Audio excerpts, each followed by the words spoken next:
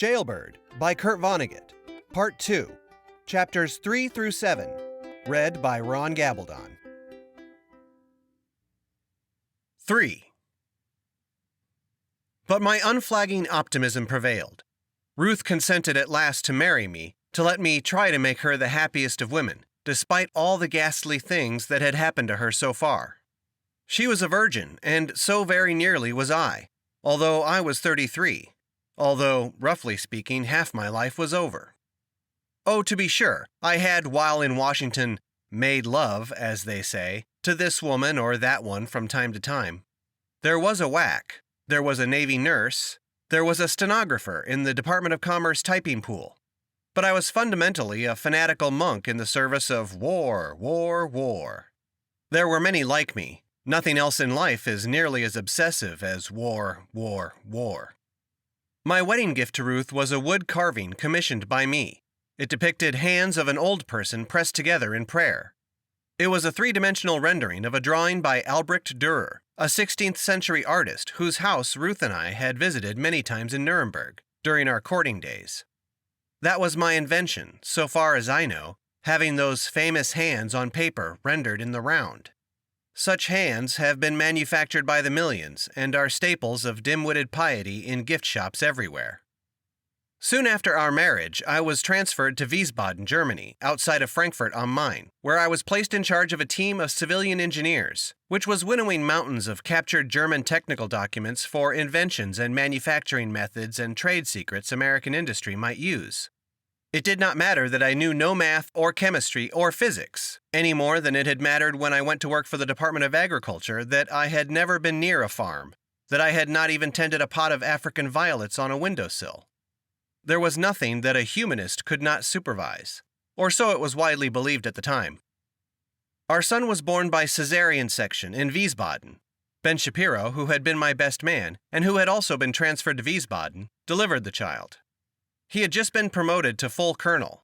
In a few years, Senator Joseph R. McCarthy would find that promotion to have been sinister, since it was well known that Shapiro had been a communist before the war. Who promoted Shapiro to Wiesbaden? He would want to know. We named our son Walter F. Starbuck Jr. Little did we dream that the name would become as onerous as Judas Iscariot Jr. to the boy. He would seek legal remedy when he turned 21, would have his name changed to Walter F. Stankiewicz, the name that appears over his columns in the New York Times. Stankiewicz, of course, was our discarded family name. And I must laugh now, remembering something my father once told me about his arrival at Ellis Island as an immigrant. He was advised that Stankiewicz had unpleasant connotations to American ears, that people would think he smelled bad, even if he sat in a bathtub all day long. I returned to the United States with my little human family to Washington, D.C. again in the autumn of 1949. My optimism became bricks and mortar and wood and nails. We bought the only house we would ever own, which was the little bungalow in Chevy Chase, Maryland. Ruth put on the mantelpiece the wood carving of the Praying Hands by Albrecht Dürer. There were two things that had made her want to buy that house and no others, she said. One was that it had a perfect resting place for the hands. The other was a gnarled old tree that shaded the walk to our doorstep. It was a flowering crabapple tree. Was she religious? No. She was from a family that was skeptical about all forms of worship, which was classified as Jewish by the Nazis. Its members would not have so classified themselves. I asked her once if she had ever sought the consolations of religion in the concentration camp. No, she said. I knew God would never come near such a place. So did the Nazis. That was what made them so hilarious and unafraid. That was the strength of the Nazis, she said. They understood God better than anyone. They knew how to make him stay away. I still ponder a toast Ruth gave one Christmas Eve in 1974 or so. I was the only person to hear it, the only other person in the bungalow. Our son had not sent us so much as a Christmas card. The toast was this, and I suppose she might just as logically have given it on the day I met her in Nuremberg. Here's to God Almighty, the laziest man in town. Strong stuff. Yes, and my speckled old hands were like the Albrecht Dürer hands atop my folded bedding as I sat on my prison cot in Georgia, waiting for freedom to begin again. I was a pauper. I had emptied my savings account and cashed in my life insurance policies and sold my Volkswagen and my brick bungalow in Chevy Chase, Maryland, in order to pay for my futile defense. My lawyers said that I still owed them $126,000. Maybe so. Anything was possible. Nor did I have glamour to sell. I was the oldest and least celebrated of all the Watergate co-conspirators. What made me so uninteresting, I suppose, was that I had so little power and wealth to lose. Other co-conspirators had taken belly whoppers from the tops of church steeples, so to speak. When I was arrested, I was a man sitting on a three-legged stool in the bottom of a well. All they could do to me was to saw off the legs of my little stool. Not even I cared.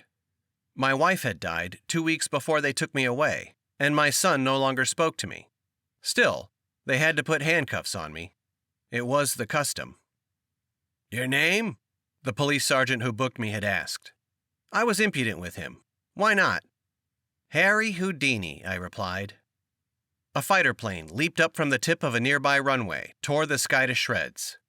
It happened all the time. At least I don't smoke anymore, I thought. President Nixon himself commented one time on how much I smoked. It was soon after I came to work for him, in the spring of 1970. I was summoned to an emergency meeting about the shooting to death of 4 anti-war protesters at Kent State University by members of the Ohio National Guard. There were about 40 other people at the meeting. President Nixon was at the head of the huge oval table and I was at the foot. This was the first time I had seen him in person since he was a mayor congressman, 20 years before. Until now, he had no wish to see his special advisor on youth affairs. As things turned out, he would never want to see me again. Virgil Greathouse, the Secretary of Health, Education, and Welfare, and reputedly one of the president's closest friends, was there.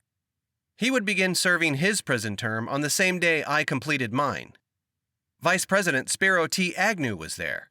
He would eventually plead nolo contendere to charges of accepting bribes and evading income taxes. Emil Larkin, the president's most vindictive advisor and dreaded hatchet man, was there.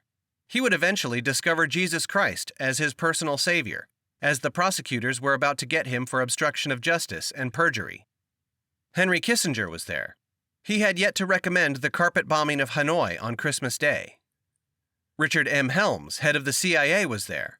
He would later be reprimanded for lying under oath of Congress. H.R. Haldeman and John D. Ehrlichman and Charles W. Colson and John N. Mitchell, the Attorney General, were there.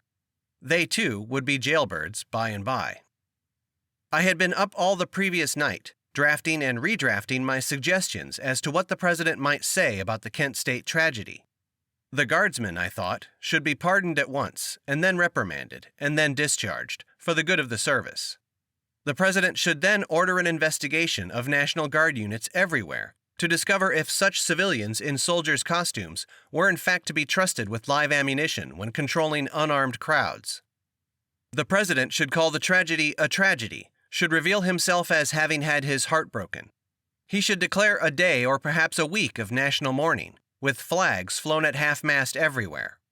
And the mourning should not just be for those who died at Kent State, but for all Americans who had been killed or crippled in any way, directly or indirectly, by the Vietnam War. He would be more deeply resolved than ever, of course, to press the war to an honorable conclusion. But I was never asked to speak, nor afterward could I interest anyone in the papers in my hand. My presence was acknowledged only once, and then only as the butt of a joke by the president. I was so nervous as the meeting wore on that I soon had 3 cigarettes going all at once, and was in the process of lighting the 4th. The president himself at last noticed the column of smoke rising from my place, and he stopped all business to stare at me. He had to ask Emil Larkin who I was. He then gave that unhappy little smile that invariably signaled that he was about to engage in levity. That smile has always looked to me like a rosebud that has just been smashed by a hammer. The joke he made was the only genuinely witty comment I ever heard attributed to him. Perhaps that is my proper place in history, as the butt of the one good joke by Nixon. "We will pause in our business," he said. while our special advisor on youth affairs gives us a demonstration of how to put out a campfire." There was laughter all around. 4. A door in the prison dormitory below me opened and banged shut, and I supposed that Clyde Carter had come for me at last. But then the person began to sing, "Swing low, sweet chariot," as he clumped up the stairway, and I knew that he was Emil Larkin, once President Nixon's hatchet man. This was a big man, goggle-eyed and liver-lipped, who had been a middle linebacker for Michigan State at one time. He was a disbarred lawyer now, and he prayed all day long to what he believed to be Jesus Christ. Larkin had not been sent out on a work detail or assigned any housekeeping task, incidentally, because of what all his praying on hard prison floors had done to him. He was crippled in both legs with housemaid's knee. He paused at the top of the stairs, and there were tears in his eyes. "Oh, Brother Starbuck," he said. "It hurts so bad and it hurts so good to climb those stairs." "I'm not surprised," I said. "Jesus said to me," he went on, "you have one last chance to ask Brother Starbuck to pray with you, and you've got to forget the pain it will cost you to climb those stairs, because you know what? This time, Brother Starbuck is going to bend those proud Harvard knees, and he's going to pray with you." "I'd hate to disappoint him," I said. "Have you ever done anything else?" he said. "That's all I used to do. Disappoint Jesus every day." I do not mean to sketch this blubbering Leviathan as a religious hypocrite, nor am I entitled to. He had so opened himself to the consolations of religion that he had become an imbecile. In my time at the White House, I had feared him as much as my ancestors must have feared Ivan the Terrible. But now I could be as impudent as I liked with him. He was no more sensitive to slights and jokes at his expense than a village idiot. May I say further that on this very day, Emil Larkin puts his money where his mouth is. A wholly owned subsidiary of my division here at Ramjack, Heartland House, a publisher of religious books in Cincinnati, Ohio, published Larkin's autobiography, Brother, Won't You Pray With Me, 6 weeks ago. All of Larkin's royalties, which could well come to $500,000 or more, excluding motion picture and paperback rights, are to go to the Salvation Army. "Who told you where I was?" I asked him. I was sorry he had found me. I had hoped to get out of prison without his asking me to pray with him one last time. "Clyde Carter," he said. This was the guard I had been waiting for, the third cousin to the President of the United States. "Where the heck is he?" I said. Larkin said that the whole administration of the prison was in an uproar because Virgil Greathouse, the former Secretary of Health, Education, and Welfare, and one of the richest men in the country, had suddenly decided to begin serving his sentence immediately, without any further appeals, without any further delay. He was very probably the highest-ranking person any federal prison had ever been asked to contain. I knew Greathouse mainly by sight, and of course by reputation. He was a famous tough guy, the founder and still majority stockholder in the public relations firm of Greathouse and Smiley, which specialized in putting the most favorable interpretations on the activities of Caribbean and Latin American dictatorships, of Bahamian gambling casinos, of Liberian and Panamanian tanker fleets, of several Central Intelligence Agency fronts around the world, of gangster-dominated unions such as the International Brotherhood of Abrasives and Adhesives Workers and the Amalgamated Fuel Handlers, of international conglomerates such as Ramjack and Texas Fruit, and so on. He was bald. He was jowly. His forehead was wrinkled like a washboard. He had a cold pipe clamped in his teeth, even when he sat on a witness stand. I got close enough to him one time to discover that he made music on that pipe. It was like the twittering of birds. He entered Harvard 6 years after I graduated, so we never met there. We made eye contact only once at the White House, at the meeting where I made a fool of myself by lighting so many cigarettes. I was just a little mouse from the White House pantry as far as he was concerned. He spoke to me only once, and that was after we were both arrested. We came together accidentally in a courthouse corridor, where we were facing separate arraignments. He found out who I was and evidently thought I might have something on him, which I did not. So he put his face close to mine, his eyes twinkling, his pipe in his teeth, and he made me this unforgettable promise. You say anything about me, Buster, and when you get out of jail, you'll be lucky to get a job cleaning toilets in a whorehouse in Port Said. It was after he said that I heard the bird calls from his pipe. Greathouse was a Quaker, by the way, and so was Richard M. Nixon, of course. This was surely a special bond between them, one of the things that made them best friends for a while. Emil Larkin was a Presbyterian. I myself was nothing. My father had been secretly baptized a Roman Catholic in Poland, a religion that was suppressed at the time. He grew up to be an agnostic.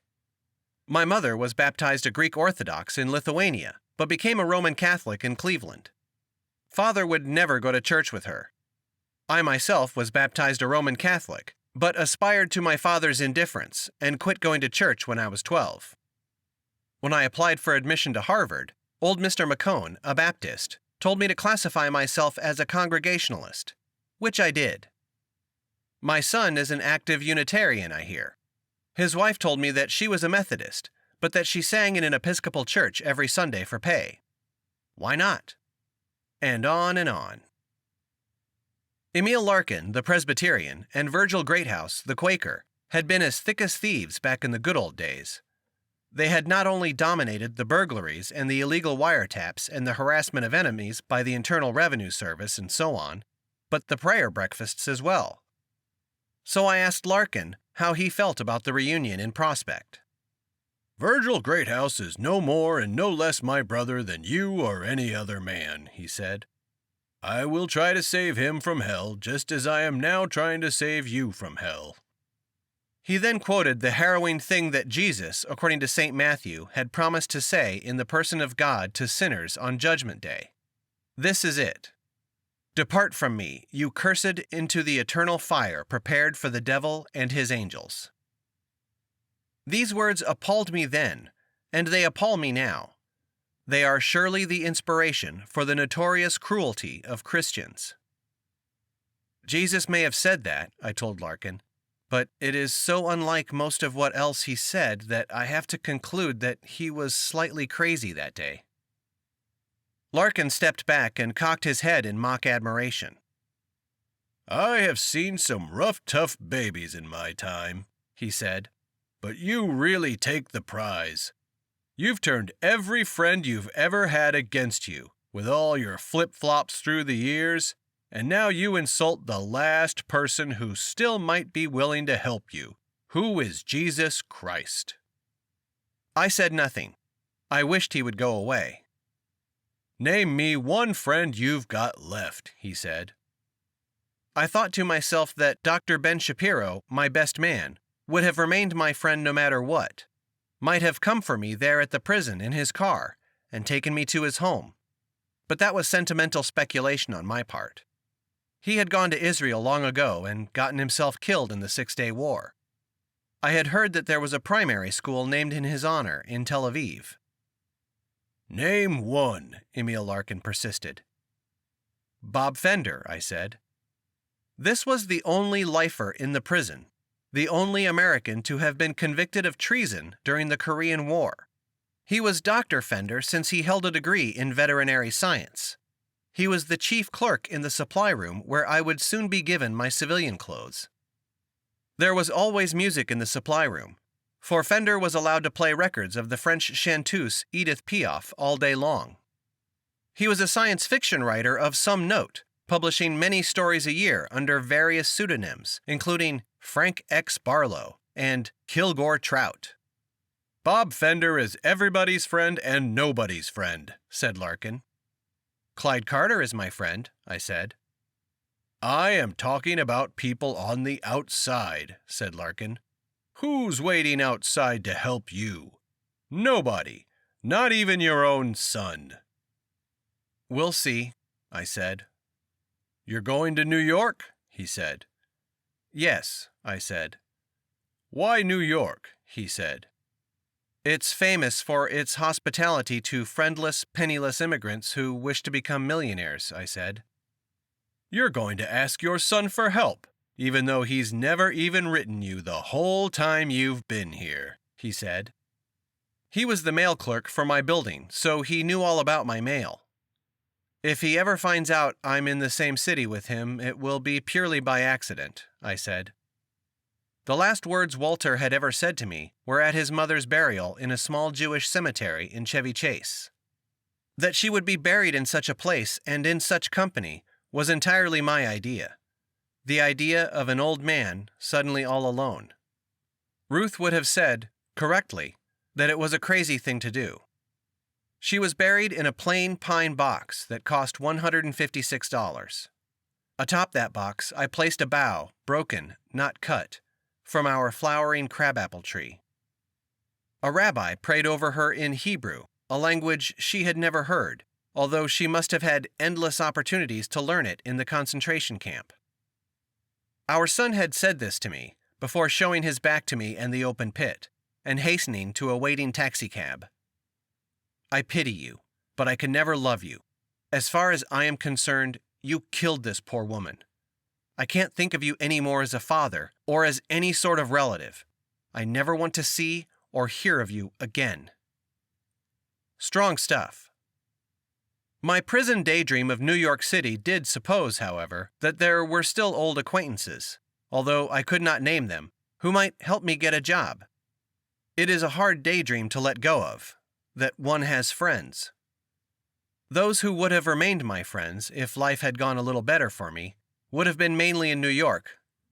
I imagined that if I were to prowl Midtown Manhattan day after day, from the theater district on the west to the United Nations on the east, and from the public library on the south to the Plaza Hotel on the north, and past all the foundations and publishing houses and bookstores and clothiers for gentlemen and clubs for gentlemen and expensive hotels and restaurants in between, I would surely meet somebody who knew me, who remembered what a good man I used to be, who did not especially despise me, who would use his influence to get me a job tending bar somewhere. I would plead with him shamelessly and rub his nose in my Doctor of Mixology degree. If I saw my son coming, so went the daydream, I would show him my back until he was safely by. "Well," said Larkin, "Jesus tells me not to give up on anybody, but I'm close to giving up on you. You're just going to sit there, staring straight ahead no matter what I say." "Afraid so," I said.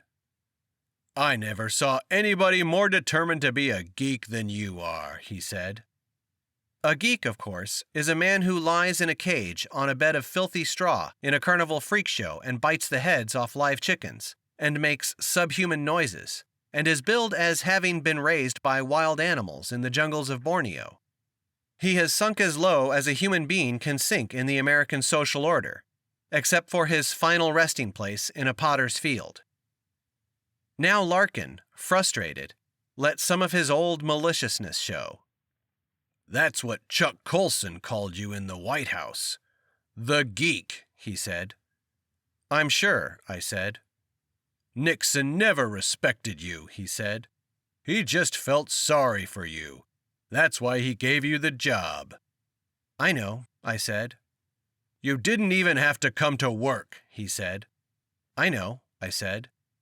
"That's why he gave you the office without any windows and without anybody else around, so you'd catch on that you didn't even have to come to work." "I tried to be of use anyway," I said.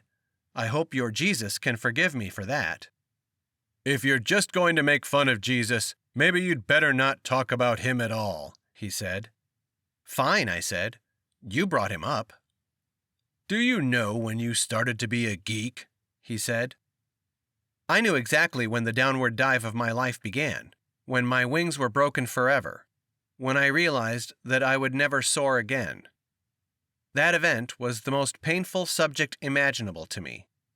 I could not bear to think about it yet again, so I said to Larkin, looking him in the eye at last, "In the name of mercy, please leave this poor old man alone." He was elated. "By golly, I finally got through the thick Harvard hide of Walter F. Starbuck," he said. I touched a nerve, didn't I? You touched a nerve, I said. Now we're getting somewhere, he said. I hope not, I said, and I stared at the wall again. I was just a little boy in knee pants in Petoskey, Michigan when I first heard your voice, he said. I'm sure, I said. It was on the radio. My father made me and my little sister sit by the radio and listen hard. You listen hard, he said. You're hearing history made. The year would have been 1949. I had just returned to Washington with my little human family. We had just moved into our brick bungalow in Chevy Chase, Maryland, with its flowering crabapple tree. It was autumn. There were tart little apples on the tree. My wife Ruth was about to make jelly out of them, as she would do every year. Where was my voice coming from that it would have been heard by little Emil Larkin in Petoskey? From a committee room in the House of Representatives. With a brutal bouquet of radio microphones before me, I was being questioned, principally by a young congressman from California named Richard M. Nixon, about my previous associations with communists, and about my present loyalty to the United States.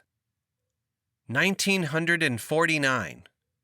Will young people of today doubt me if I aver with a straight face that congressional committees convened in treetops then, since saber-toothed tigers still dominated the ground? No. Winston Churchill was still alive. Joseph Stalin was still alive. Think of that. Harry S. Truman was president. And the Defense Department had told me, a former communist, to form and head a task force of scientists and military men. Its mission was to propose tactics for ground forces when, as seemed inevitable, small nuclear weapons became available on the battlefield. The committee wished to know, and especially Mr. Nixon, if a man with my political past was to be trusted with such a sensitive job. Might I hand over our tactical schemes to the Soviet Union? Might I rig the schemes to make them impractical, so that any battle with the Soviet Union would surely win? You know what I heard on that radio? Said Emil Larkin. No, I said, ever so emptily. I heard a man do the one thing nobody can ever forgive him for, and I don't care what their politics are. I heard him do the one thing he can't ever forgive himself for, and that was to betray his best friend. I could not smile then at his description of what he thought he had heard, and I cannot smile at it now. But it was ludicrous all the same. It was an impossibly chowder-headed abridgment of congressional hearings and civil suits and finally a criminal trial, which were spread out over 2 years. As a little boy listening to the radio, he could only have heard a lot of tedious talk, not much more interesting than static. It was only as a grown-up, with a set of ethics based on cowboy movies, that Larkin could have decided that he had heard with utmost clarity the betrayal of a man by his best friend. Leland Clues was never my best friend, I said. This was the name of the man who was ruined by my testimony. And for a while there, our last names would be paired in conversations. Starbuck and Clues, like Gilbert and Sullivan, like Sacco and Vanzetti, like Laurel and Hardy, like Leopold and Loeb. I don't hear much about us anymore. Clues was a Yale man, my age. We first met at Oxford, where I was the coxswain and he was the bowman of a winning crew at Henley. I was short. He was tall. I am still short. He is still tall. We went to work for the Department of Agriculture at the same time and were assigned adjacent cubicles. We played tennis every Sunday morning when the weather was clement. Those were our salad days, when we were green in judgment. For a while there, we were joint owners of a second-hand Ford Phaeton, and often went out together with our girls. Phaeton was the son of Helios, the sun. He borrowed his father's flaming chariot one day and drove it so irresponsibly that parts of northern Africa were turned into deserts. In order to keep the whole planet from being desolated, Zeus had to kill him with a thunderbolt. Good for Zeus, I say. What choice did he have? But my friendship with Clues was never deep, and it ended when he took a girl away from me and married her. She was a member of a fine old New England family, which owned the Wyatt Clock Company in Brockton, Massachusetts, among other things. Her brother was my roommate at Harvard in my freshman year, which was how I got to know her. She was one of the 4 women I have ever truly loved. Sarah Wyatt was her maiden name. When I accidentally ruined him, Leland Clues and I had not exchanged any sort of greeting for 10 years or more. He and his Sarah had a child, a daughter, 3 years older than mine. He had become the brightest meteor in the State Department, and it was widely conceded that he would be Secretary of State someday, and maybe even President. No one in Washington was looking better and more charming than Leland Clues. I ruined him in this way.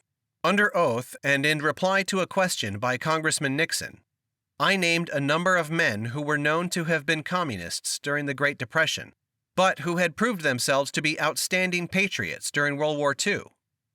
On that roll of honor, I included the name of Leland Clues. No particular comment was made about this at the time. It was only when I got home late that afternoon that I learned from my wife, who had been listening to me, and then to every news program she could find on the radio, that Leland Clues had never been connected with communism in any way before. By the time Ruth put on supper, and we had to eat off a packing case since the bungalow wasn't fully furnished yet, the radio was able to give us Leland Clues' reply.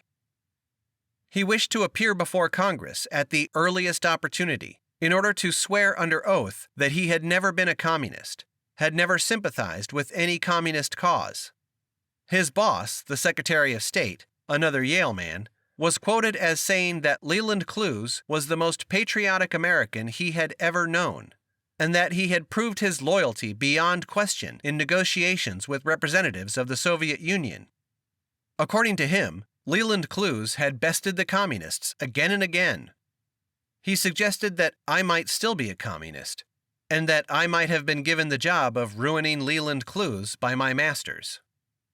2 horrible years later, Leland Clues was convicted on 6 counts of perjury.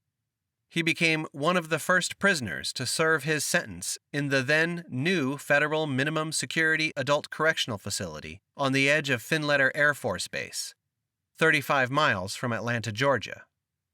Small world. 5. Almost 20 years later, Richard M. Nixon, having become President of the United States, would suddenly wonder what had become of me. He would almost certainly never have become president, of course, if he had not become a national figure as the discoverer and hounder of the mendacious Leland Clues. His emissaries would find me, as I say, helping my wife with her decorating business, which she ran out of our little brick bungalow in Chevy Chase, Maryland. Through them, he would offer me a job. How did I feel about it? Proud and useful. Richard M. Nixon wasn't merely Richard M. Nixon after all. He was also the President of the United States of America, a nation I ached to serve again. Should I have refused on the grounds that America wasn't really my kind of America just then? Should I have persisted, as a point of honor, in being to all practical purposes a basket case in Chevy Chase instead? No. And now, Clyde Carter, the prison guard I had been waiting for so long on my cot, came to get me at last. Emil Larkin had by then given up on me and limped away. "I'm sure sorry, Walter," said Clyde. "Perfectly all right," I told him. "I'm in no hurry to go anywhere, and there are buses every 30 minutes. Since no one was coming to meet me, I would have to ride an Air Force bus to Atlanta. I would have to stand all the way, I thought, since the buses were always jammed long before they reached the prison stop. Clyde knew about my son's indifference to my sufferings. Everybody in the prison knew. They also knew he was a book reviewer. Half the inmates, it seemed, were writing memoirs, or spy novels, or romans à clef, or what have you, so there was a lot of talk about book reviewing, especially in the New York Times. And Clyde said to me, "Maybe I ain't supposed to say this, but that son of yours ought to be shot for not coming down after his daddy." "It's all right," I said. That's what you say about everything, Clyde complained. No matter what it is, you say, it's all right. It usually is, I said.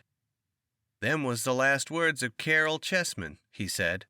I guess they'll be your last words, too.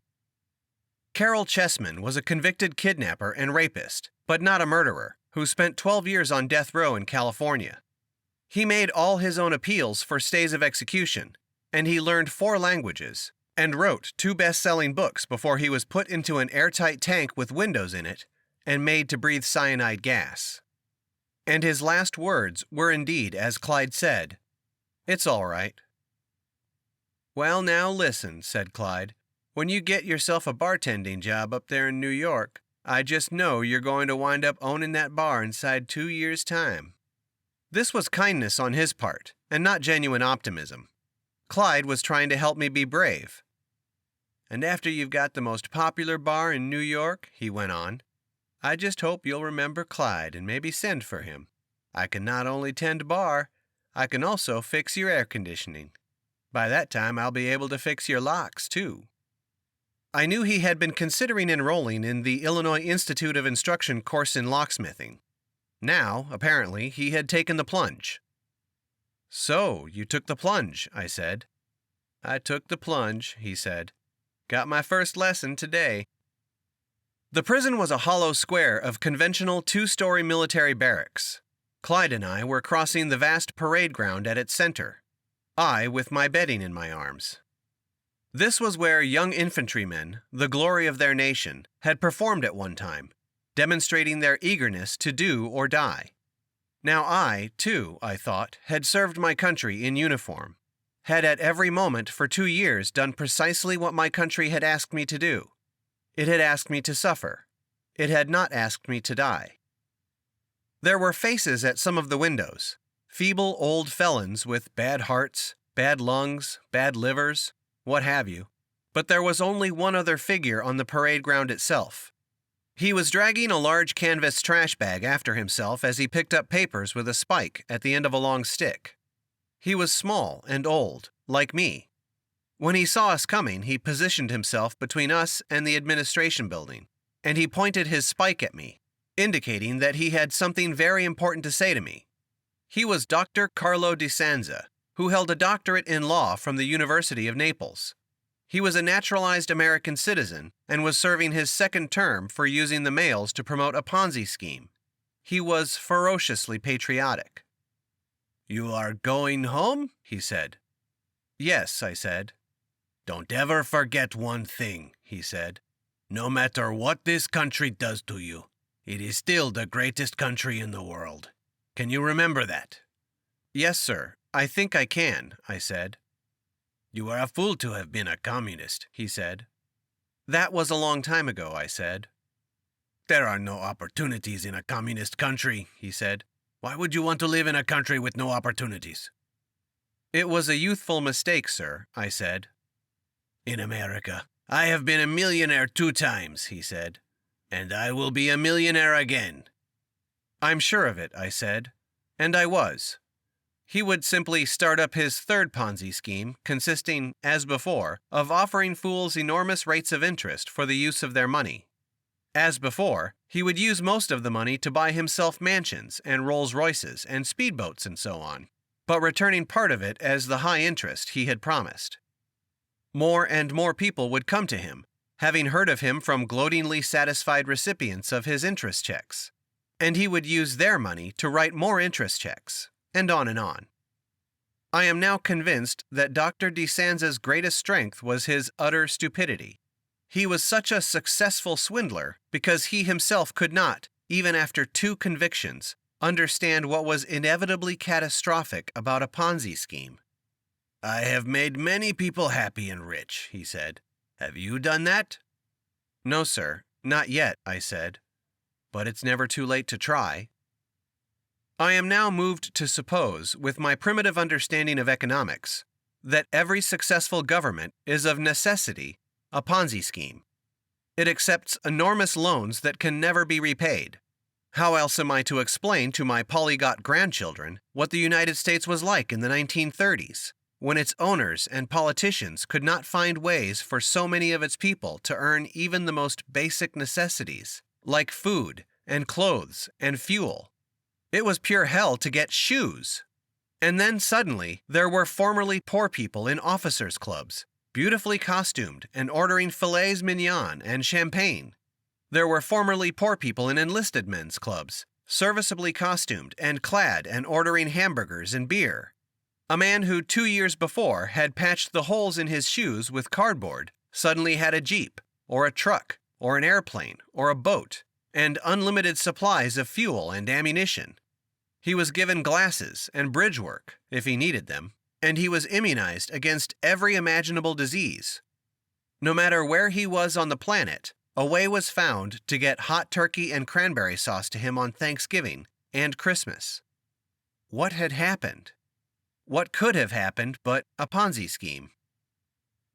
When Dr. Carlo DeSanza stepped aside and let Clyde and me go on, Clyde began to curse himself for his own lack of large-scale vision. Bartender, air conditioner, repairman, locksmith, prison guard, he said. What's the matter with me that I think so small? He spoke of his long association with white-collar criminals, and he told me one conclusion he had drawn. Successful folks in this country never think about little things. Successful? I said incredulously. You're talking about convicted felons, for heaven's sake. Oh, sure, he said. But most of them have plenty of money still stashed away somewheres. Even if they don't, they know how to get plenty more. Everybody does just fine when they get out of here. Remember me as the striking exception, I said. My wife had to support me for most of my married life. You had $1 million one time, he said. I'll never see $1 million if I live 1,000,000 years. He was speaking of the corpus delicti of my Watergate crime, which was an old-fashioned steamer trunk containing $1 million in unmarked and circulated $20 bills. It was an illegal campaign contribution. It became necessary to hide it when the contents of all White House safes were to be examined by the Federal Bureau of Investigation and the men from the Office of the Special Prosecutor. My obscure office in the sub-basement was selected as the most promising hiding place. I acquiesced. Somewhere in there, my wife died. And then the trunk was found. The police came for me. I knew the people who brought the trunk to my office and under whose orders they were operating. They were all high-ranking people, some of them laboring like common stevedores. I would not tell the court or my own lawyers or anyone who they were. Thus did I go to prison for a while. I had learned this much from my mutual disaster with Leland Clues. It was sickening to send another poor fool to prison.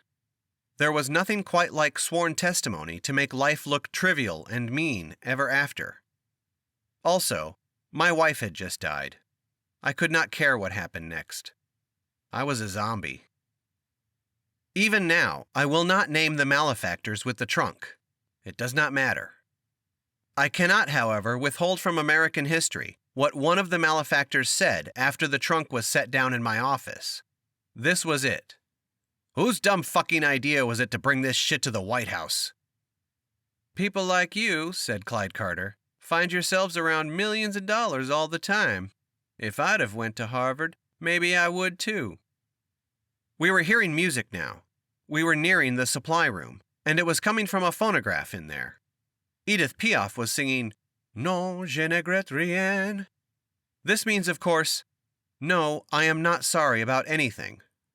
The song ended just as Clyde and I entered the supply room, so that Dr. Robert Fender, the supply clerk and lifer, could tell us passionately how much he agreed with the song.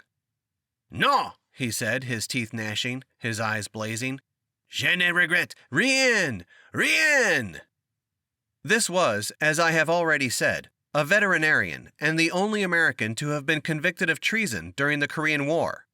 He could have been shot for what he did, since he was a first lieutenant in the United States Army, serving in Japan and inspecting meat on its way to the troops in Korea.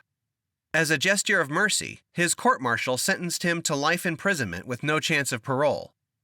This American traitor bore a strong resemblance to a great American hero, Charles Augustus Lindbergh. He was tall and big-boned.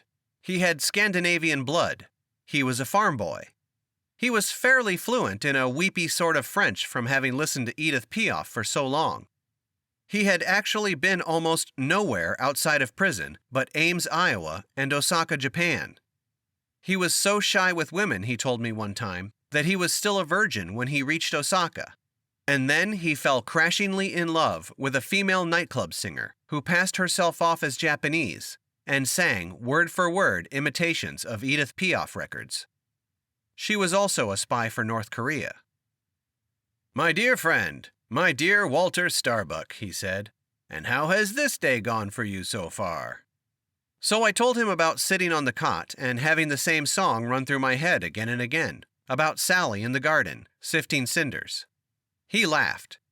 He has since put me and the incident into a science fiction story of his, which I am proud to say is appearing this very month in Playboy, a Ramjack magazine. The author is ostensibly Frank X. Barlow. The story is about a former judge on the planet Vicuna, 2.5 galaxies away from Earth, who has had to leave his body behind and whose soul goes flying through space, looking for a habitable planet and a new body to occupy. He finds that the universe is virtually lifeless, but he comes at last to Earth and makes his first landing in the enlisted men's parking lot of Finletter Air Force Base, 35 miles from Atlanta, Georgia. He can enter any body he likes through its ear and ride around inside. He wants a body so he can have some sort of social life. A soul without a body, according to the story, can't have any social life, because nobody can see it, and it can't touch anybody or make any noise. The judge thinks he can leave a body again anytime he finds it or its destiny uncongenial. Little does he dream that the chemistries of Earthlings and Vicunians are such that, once he enters a body, he is going to be stuck inside forever. The story includes a little essay on glues previously known on Earth, and says that the strongest of these was the one that sticks mature barnacles to boulders or boats or pilings or whatever.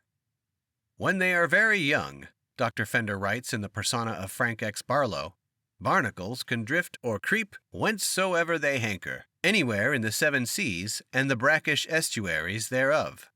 Their upper bodies are encased in cone-shaped armor. Their little tootsies dangle from the cones like clappers from dinner bells. But there comes a time for every barnacle at childhood's end, when the rim of its cone secretes a glue that will stick forever to whatever it happens to touch next. So it is no casual thing on earth to say to a pubescent barnacle, or to a homeless soul from Vicuna, 'Sit thee doon, sit thee doon.'" The judge from Vicuna in the story tells us that the way the people on his native planet said hello and goodbye and please and thank you too, it was this: ting-a-ling. He says that back on Vicuna, the people could don and doff their bodies as easily as Earthlings could change their clothing. When they were outside their bodies, they were weightless, transparent, silent awarenesses and sensibilities. They had no musical instruments on Vicuna, he said, since the people themselves were music when they floated around without their bodies. Clarinets and harps and pianos and so on would have been redundant, would have been machinery for making clumsy counterfeits of airborne souls. But they ran out of time on Vicuna, he says. The tragedy of the planet was that its scientists found ways to extract time from topsoil and the oceans and the atmosphere, to heat their homes and power their speedboats and fertilize their crops with it, to eat it, to make clothes out of it, and so on. They served time at every meal, fed it to household pets, just to demonstrate how rich and clever they were. They allowed great gobbets of it to putrefy to oblivion in their overflowing garbage cans. On Vicuna, says the judge, we lived as though there were no tomorrow. The patriotic bonfires of time were the worst, he says. When he was an infant, his parents held him up to coo and gurgle with delight, as 1,000,000 years of future were put to the torch in honor of the birthday of the Queen. But by the time he was 50, only a few weeks of future remained. Great rips in reality were appearing everywhere. People could walk through walls. His own speedboat became nothing more than a steering wheel. Holes appeared in vacant lots where children were playing, and the children fell in. So all the Vicunians had to get out of their bodies and sail out into space without further ado. Ting-a-ling, they said to Vicuna. Chronological anomalies and gravitational thunderstorms and magnetic whirlpools tore the Vicunian families apart in space, the story goes on, scattered them far and wide. The judge manages to stay with his formerly beautiful daughter for a while. She isn't beautiful anymore, of course, because she no longer has a body. She finally loses heart because every planet or moon they come to is so lifeless. Her father, having no way to restrain her, watches helplessly as she enters a crack in a rock and becomes its soul. Ironically, she does this on the moon of Earth, with that most teeming of all planets only 239,000 miles away. Before he actually lands at the Air Force Base, though, he falls in with a flock of turkey buzzards. He wheels and soars with them and almost enters the ear of one. For all he knows about the social situation on Earth, these carrion eaters may be members of the riding class. He decides that lives led at the center of the Air Force Base are too busy, too unreflective for him. So he goes up in the air again and spots a much more quiet cluster of buildings, which he thinks may be a meditation center for philosophers. He has no way of recognizing the place as a minimum security prison for white-collar criminals, since there was no such institutions back on Vicuna. Back on Vicuna, he says, convicted white-collar criminals, defilers of trustingness, had their ears plugged up, so their souls couldn't get out. Then their bodies were put into artificial ponds filled with excrement up to their necks. Then deputy sheriffs drove high-powered speedboats at their heads. The judge says he himself sentenced hundreds of people to this particular punishment, and that the felons invariably argued that they had not broken the law, but just merely violated its spirit, perhaps, just the least little bit. Before he condemned them, he would put a sort of chamber pot over his head to make his words more resonant and awesome, and he would pronounce this formula: "Boys, you didn't just get the spirit of the law, you got its body and soul this time." And, according to the judge, you could hear the deputies warming up their speedboats on the pond outside the courthouse. Vroom, vroom, va va va va va vroom. 6. The judge in Dr. Bob Fender's story tries to guess which of the philosophers in the meditation center is the wisest and most contented. He decides that it is a little old man sitting on a cot in a second-story dormitory. Every so often, that little old man is so delighted with his thoughts, evidently, that he claps 3 times. So the judge flies into the ear of that little old man and immediately sticks to him forever. Sticks to him, according to the story, as tightly as formica to an epoxy-coated countertop. And what does he hear in that little old man's head but this? Sally in the garden, sifting cinders, lifted up her leg and farted like a man. And so on. It is quite an interesting story. There is a rescue of the daughter who has become the soul of a moon rock, and so on. But the true story of how its author came to commit treason in Osaka is a match for it, in my opinion, any day. Bob Fender fell in love with the North Korean agent, the Edith Piaf imitator, from a distance of about 20 feet in a nightclub frequented by American officers. He never dared close the distance or to send her flowers or a note, but night after night he mooned at her from the same table. He was always alone, and usually the biggest man by far in the club, so the singer, whose stage name was simply Izumi, asked some of the other Americans who and what Fender was. He was a virgin meat inspector, but his fellow officers had fun telling Izumi that he was so solitary and gloomy all the time because his work was so secret and important. They said he was in command of an elite unit that guarded atomic bombs. If she asked him about it, they said, he would claim to be a meat inspector. So Izumi went to work on him. She sat down at his table without being asked. She reached inside his shirt and tickled his nipples and all that. She told him that she liked big, silent men, and that all other Americans talked too much. She begged him to take her home with him after the club closed at 2 o'clock that morning. She wanted to find out where the atomic bombs were, of course. Actually, there weren't any atomic bombs in Japan. They were on aircraft carriers and on Okinawa and so on. For the rest of the evening, she sang all her songs directly to him and to nobody else. He nearly fainted from joy and embarrassment. He had a Jeep outside. When she got into his Jeep at 2 o'clock in the morning, she said she not only wanted to see where her big American lived, but where he worked. He told her that would be easy since he lived and worked at the same place. He took her down to the new United States Army Quartermaster Corps dock in Osaka, which had a big shed running down the middle of it. At one end were some offices. At the other end was a 2-room apartment for whoever the resident veterinarian happened to be. In between were great, refrigerated meat lockers, filled with carcasses Fender had inspected or would inspect. There was a fence on the land side and a guard at the gate, but as came out at the court-martial, discipline was lax. All the guard thought he had to watch out for was people trying to sneak out with sides of beef. So the guard, who would later be acquitted by a court-martial, simply waved Dr. Fender's Jeep inside. He did not notice that there was an unauthorized woman lying on the floor. Izumi asked to look inside some of the meat lockers, which Bob was more than glad to show her. By the time they reached his apartment, which was at the outer end of the dock, she realized that he was really nothing but a meat inspector. But she was so nice, Fender told me one time, and I was so nice, if I may say so, that she stayed for the night anyway. I was scared to death, naturally, since I had never made love before. But then I said to myself, just wait a minute. Just calm down. You have always been good with every kind of animal, practically from the minute you were born. Just keep one thing in mind. You've got another nice little animal here.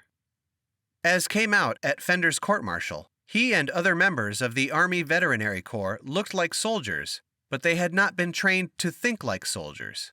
It seemed unnecessary, since all they did anymore was inspect meat. The last veterinarian to be involved in any sort of fighting, it turned out, died at the Little Bighorn at Custer's last stand. Also, there was a tendency on the part of the Army to coddle veterinarians, since they were so hard to recruit. They could make fortunes on the outside, especially in cities, looking after people's pets. This was why they gave Fender such a pleasant private apartment on the end of a dock. He inspected meat. As long as he did that, nobody was going to think of inspecting him. If they had inspected my apartment, he told me, they would not have found a speck of dust anywhere. They would also have found, according to him, one of the best private collections of Japanese pottery and fabrics in Osaka. He had gone berserk for the subtlety and delicacy of all things Japanese. This art mania was surely an apology, among other things, for his own huge and, to him, ugly, useless hands and feet and all. Izumi kept looking back and forth between me and the beautiful things on my shelves and walls, in my cupboards, in my drawers, he told me one time. If you could have seen her expressions change when she did that, he said, you would have to agree with me when I say, even though it's a very conceited thing for me to say, she fell in love with me. He made breakfast the next morning, all with Japanese utensils, although it was an American breakfast, bacon and eggs. She stayed curled up in bed while he cooked. She reminded him of the young deer, a doe he had raised when a boy. It was not a new thought. He had been taking care of that doe all night. He turned on his radio, which was tuned to the Armed Forces Network. He hoped for music. He got news instead. The biggest news was that a North Korean spy ring had been rounded up in Osaka in the wee hours of the morning. Their radio transmitter had been found. Only one member of the ring was still being hunted, and that was the woman who called herself Izumi. Fender, by his own account, had entered an alternate universe by then. He felt so much more at home in the new one than in the old one, simply because he was paired now with a woman, that he wasn't going to return to the old one ever again. What Izumi told him about her loyalty to the communist cause did not sound like enemy talk to him. It was just common sense on the part of a good person from an alternate universe, he said. So he hid her and fed her for 11 days, being careful not to neglect his duties. On the 12th day, he was so disoriented and innocent as to ask a sailor from a ship from New Zealand, which was unloading beef, if for $1,000 he would take a young woman on board and away from Japan. The sailor reported this to his captain, who passed it on to American authorities. Fender and Izumi were promptly arrested, separated, and would never see each other again. Fender was never able to find out what became of her. She vanished. The most believable rumor was that she had been turned over illegally to South Korean agents, who took her to Seoul, where she was shot without trial. Fender regretted nothing he had done. Now he was holding up the pants of my civilian suit, a gray pinstripe Brooks Brothers suit, for me to see. He asked me if I remembered the large cigarette hole there had been in the crotch. Yes, I said. Find it, he said. I could not. Nor could I find any other holes in the suit. At his own expense, he had sent the suit to an invisible mender in Atlanta. That, dear Walter, he said, is my going-away present to you. Almost everybody I knew got a going-away present from Fender. He had little else to do with all the money he made from his science fiction tales. But the mending of my suit was by far the most personal and thoughtful one I had ever heard of. I choked up. I could have cried. I told him so.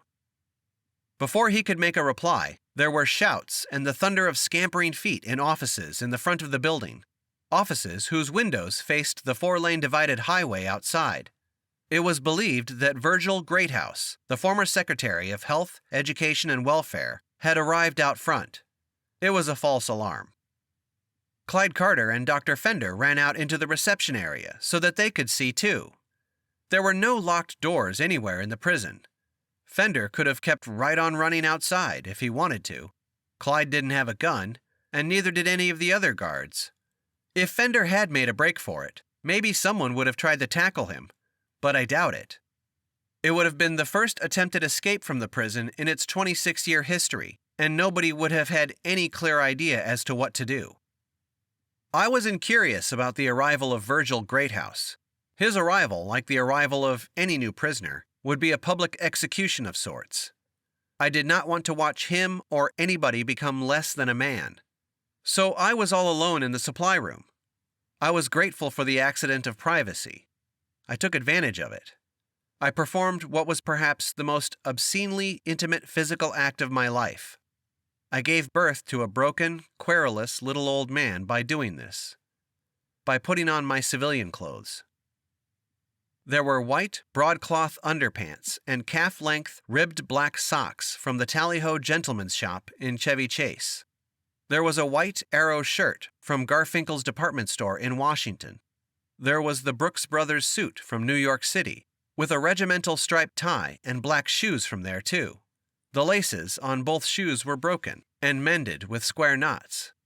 Fender obviously had not taken a close look at them, or there would have been new laces in those shoes. The necktie was the most antique item. I had actually worn it during the Second World War. Imagine that.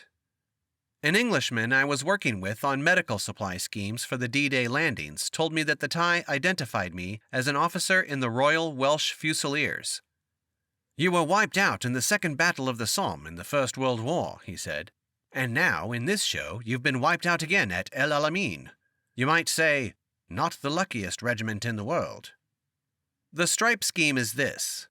A broad band of pale blue is bordered by a narrow band of forest green above and orange below. I am wearing that tie on this very day as I sit here in my office in the Down Home Records Division of the Ramjack Corporation. When Clyde Carter and Dr. Fender returned to the supply room, I was a civilian again. I felt as dazed and shy and tremble-legged as any other newborn creature. I did not yet know what I looked like. There was one full-length mirror in the supply room, but its face was turned to the wall. Fender always turned it to the wall when a new arrival was expected. This was another example of Fender's delicacy. The new arrival, if he did not wish to, did not have to see at once how he had been transformed by a prison uniform.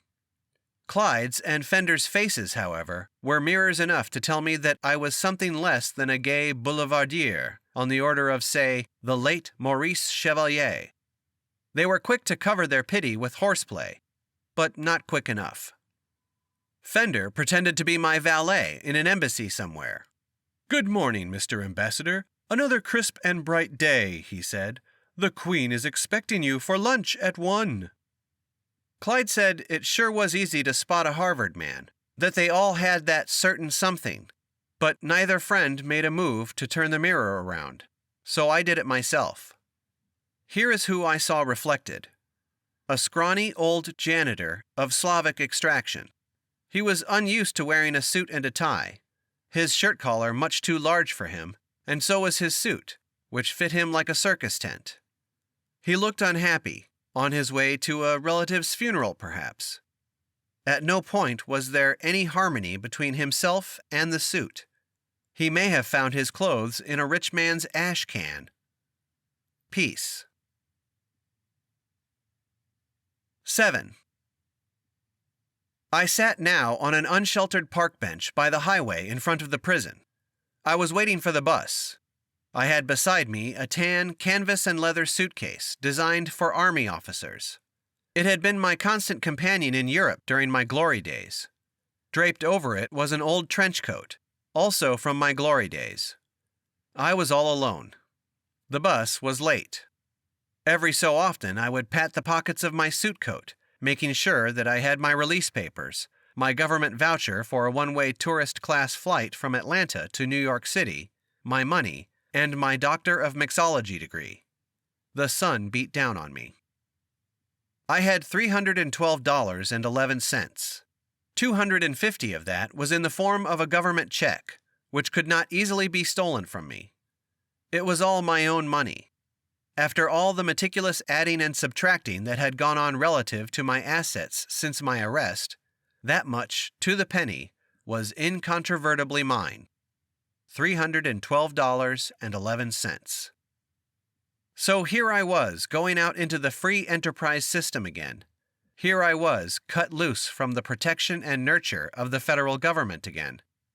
The last time this had happened to me was in 1953, 2 years after Leland Clues went to prison for perjury. Dozens of other witnesses had been found to testify against him by then, and more damagingly too.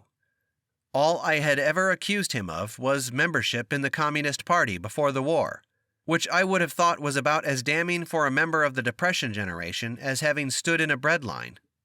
But others were willing to swear that Clues had continued to be a communist throughout the war and had passed secret information to agents of the Soviet Union. I was flabbergasted. That was certainly news to me, and may not even have been true. The most I had wanted from Clues was an admission that I had told the truth about something that really didn't matter much. God knows I did not want to see him ruined and sent to jail. And the most I expected for myself was that I would be sorry for the rest of my life, would never quite feel right about myself ever again, because of what I had accidentally done to him. Otherwise, I thought, life could be expected to go on much as before. True, I had been transferred to a less sensitive job in the Defense Department, tabulating the likes and dislikes of soldiers of various major American races and religions, and from various educational and economic backgrounds, for various sorts of field rations, some of them new and experimental. Work of that sort, now done brainlessly and eyelessly and handlessly and at the speed of light by computers, was still being done largely by hand in those days. I and my staff now seem as archaic to me as Christian monks illuminating manuscripts with paintbrushes and gold leaf and quills. And true, people who dealt with me at work, both inferiors and superiors, became more formal, more coldly correct when dealing with me. They had no time anymore, seemingly, for jokes, for stories about the war. Every conversation was snip-snap, then it was time to get back to work. I ascribed this at the time, and even told my poor wife that I admired it, to the spirit of the new, lean, keen, highly mobile, and thoroughly professional armed forces we were shaping. They were to be a thunderbolt with which we could vaporize any new would-be Hitler anywhere in the world. No sooner had the people of a country lost their freedom than the United States of America would arrive to give it back again. And true, Ruth's and my social life was somewhat less vivid than the one I had promised her in Nuremberg. I had projected for her a telephone in our home that would never stop ringing, with old comrades of mine on the other end. They would want to eat and drink and talk all night. They would be in the primes of their lives in government service, in their late 30s or early 40s like me, so able and experienced and diplomatic and clever, and at bottom as hard as nails, that they would be the real heads and guts of their organizations, no matter where in the hierarchy they were supposed to be. I promised Ruth that they would be blowing in from big jobs in Moscow, in Tokyo, in her hometown in Vienna, in Jakarta and Timbuktu, and God knows where. What tales they would have to tell us about the world, about what was really going on. We would laugh and have another drink and so on. And local people, of course, would importune us for our colorful, cosmopolitan company, and for our inside information as well. Ruth said that it was perfectly all right that our telephone did not ring, that if it weren't for the fact that my job required me to be available at all hours of the night or day, she would rather not have a telephone in the house. As for conversations with supposedly well-informed people long into the night, she said she hated to stay up past 10 o'clock, and that in the concentration camp she had heard enough supposedly inside information to last her for the rest of her days and then some. I am not one of those people, Walter, she said, who finds it necessary to always know supposedly what is really going on. It may be that Ruth protected herself from dread of the gathering storm, or more accurately, from dread of the gathering silence, by reverting during the daytime when I was at work to the Ophelia-like elation she had felt after her liberation, when she had thought of herself as a bird all alone with God. She did not neglect the boy, who was 5 years old when Leland Clues went to prison. He was always clean and well fed. She did not take to secret drinking. She did, however, start to eat a lot. And this brings me to the subject of body sizes again, something I am very reluctant to discuss, because I don't want to give them more importance than they deserve. Body sizes can be remarkable for their variations from accepted norms, but still explain almost nothing about the lives led inside those bodies. I am small enough to have been a coxswain, as I have already confessed. That explains nothing. And by the time Leland Clues came to trial for perjury, my wife, although only 5 feet tall, weighed 160 pounds or so. So be it. Except for this, our son very early on concluded that his notorious little father and his fat foreign mother were such social handicaps to him that he actually told several playmates in the neighborhood that he was an adopted child. A neighbor woman invited my wife over for coffee during the daytime exactly once, and with this purpose, to discover if we knew who the boy's real parents were. Peace. So a decent interval went by after Leland Clues was sent to prison, 2 years, as I say, and then I was called into the office of Assistant Secretary of the Army, Shelton Walker. We had never met. He had never been in government service before. He was my age. He had been in the war and had risen to the rank of major in the field artillery and had made the landings in North Africa, and then, on D-Day, in France. But he was essentially an Oklahoma businessman, someone who would tell me later that he owned the largest tire distributor in the state. More startling to me, he was a Republican, for General of the Army's Dwight David Eisenhower had now become president, the first Republican to hold that office in 20 years. Mr. Walker wished to express, he said, the gratitude that the whole country should feel for my years of faithful service in both war and peace.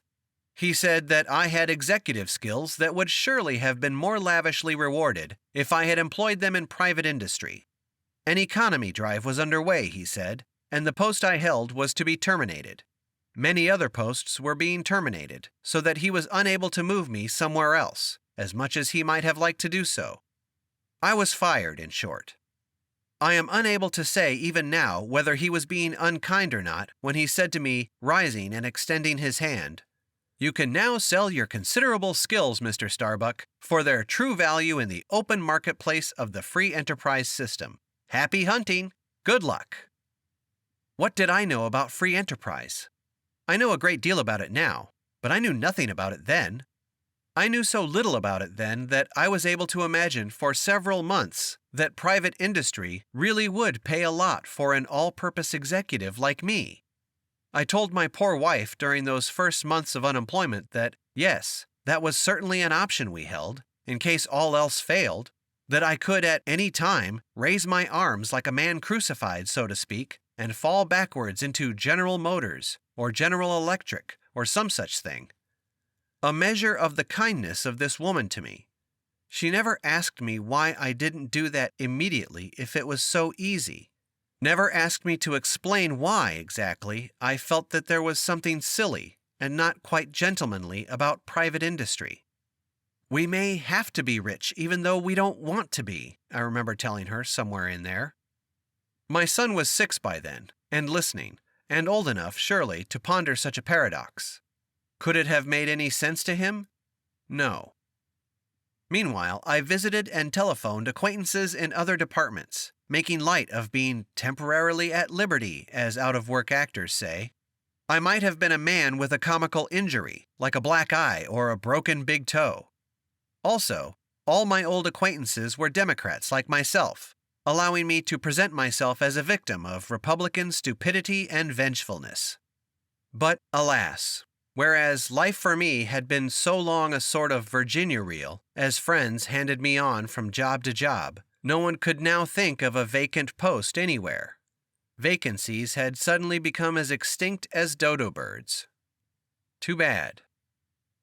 But the old comrades behaved so naturally and politely toward me that I could not say even now that I was being punished for what I had done to Leland Clues.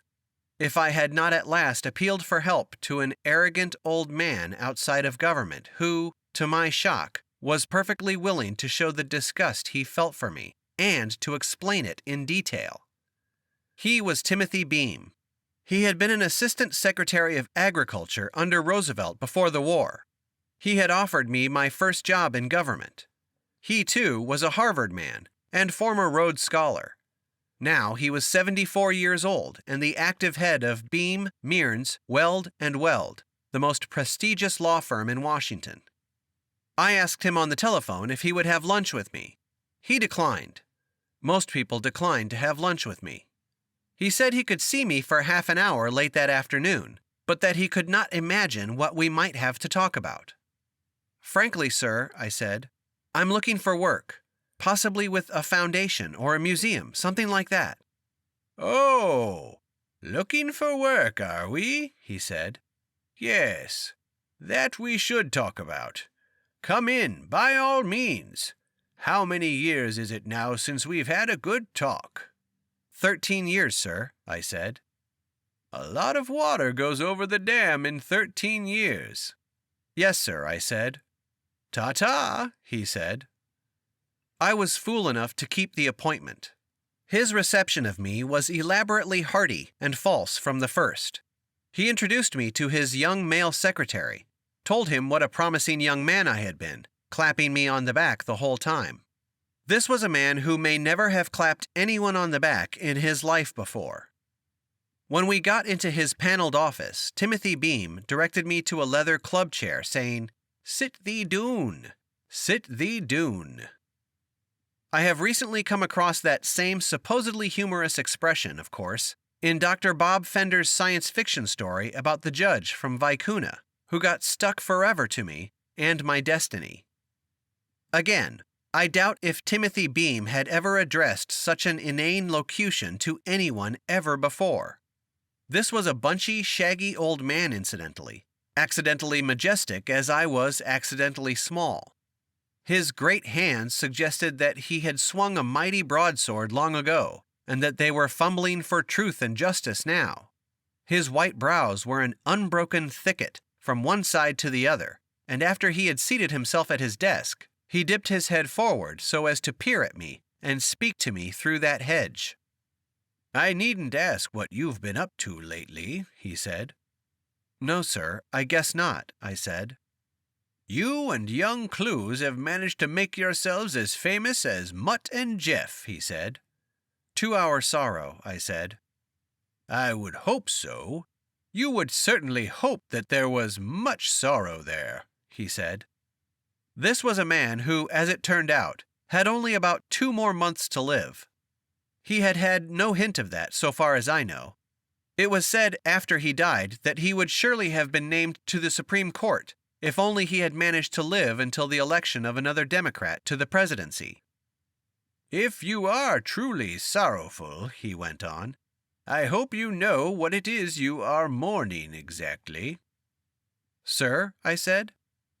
"I thought only you and Clues were involved," he said. "Yes, sir," I said. "And our wives, of course." I meant it. He gave a mighty groan. "That is the one thing you should not have said to me," he said. "Sir?" I said. "You ninny! You Harvard abortion! You incomparably third-rate little horse's ass!" he said, and he rose from his chair.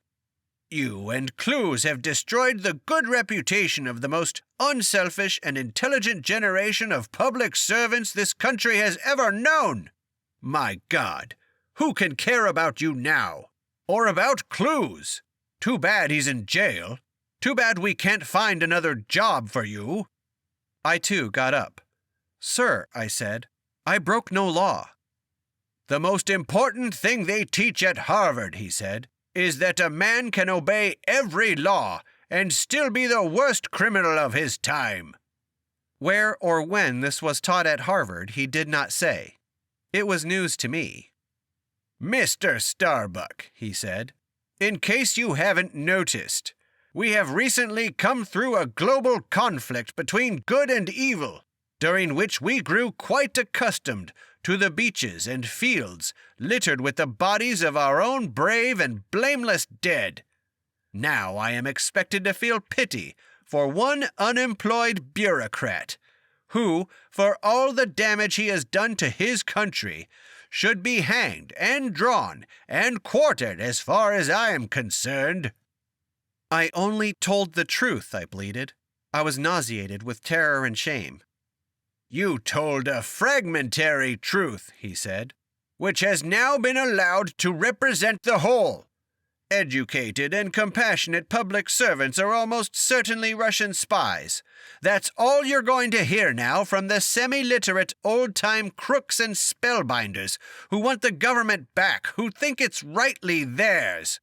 Without the symbiotic idiocies of you and Leland Clues, they could never have made the connection between treason and pity and brains. Now get out of my sight!" "Sir," I said. I would have fled if I could, but I was paralyzed. "You are yet another nincompoop, who by being at the wrong place at the wrong time," he said, "was able to set humanitarianism back a full century. Begone!" Strong stuff.